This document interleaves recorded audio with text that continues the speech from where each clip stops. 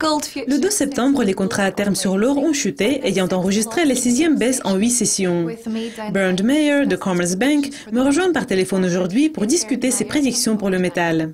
Bernd, quand il y a des craintes à Wall Street, l'or doit briller, mais le métal jaune a chuté de 4% cette année.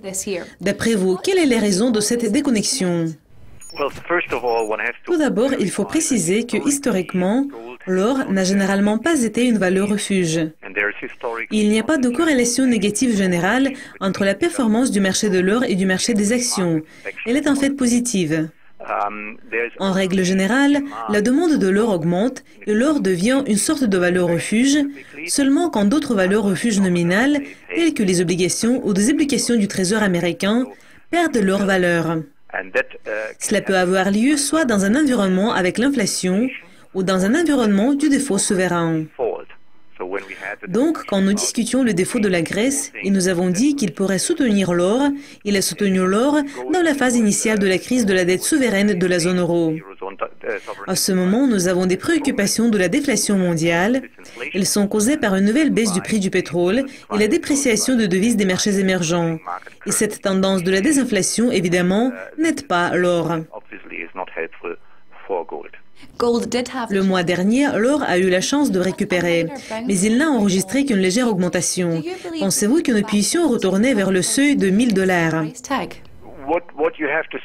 Il est important de comprendre que la dernière baisse du prix de l'or, jusqu'à juillet, était fortement spéculative. Il y avait des sorties de fonds, des investisseurs spéculatifs et des positions réduites sur des contrats à terme sur l'or. Nous avons même eu une position courte en or ouverte par les gestionnaires de fonds dans le marché à terme. Cela a conduit à une augmentation, mais très limitée en raison de l'environnement de risque qu'on observe ces dernières semaines. En ce qui concerne l'euro, par exemple, l'or est resté sans changement. Il a été également soutenu par l'affaiblissement du dollar.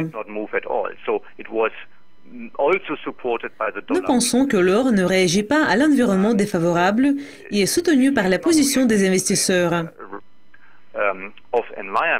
Mais fondamentalement, il n'est pas soutenu. Et donc, je doute que les investisseurs continuent à être actifs.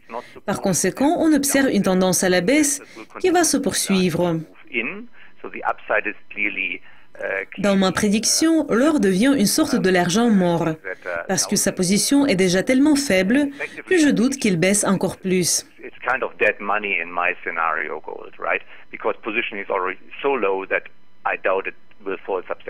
Septembre est habituellement un mois fort pour l'or en Inde. Comme c'est la période précédant les saisons des mariages et la fête de Diwali en novembre.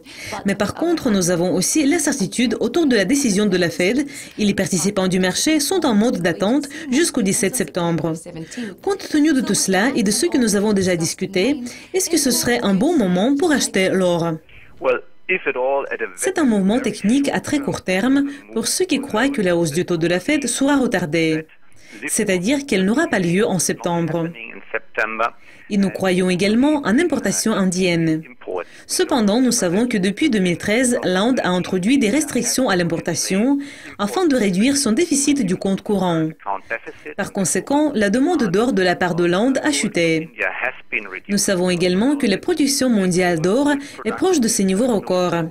Et compte tenu de la hausse possible des taux par la Fed plus tard cette année, si cela n'a pas lieu en septembre, on verra la hausse en décembre, du renforcement prévu du dollar américain et de l'absence de signes de la hausse de l'inflation, je pense que acheter l'or à moyen terme ne serait pas une bonne idée.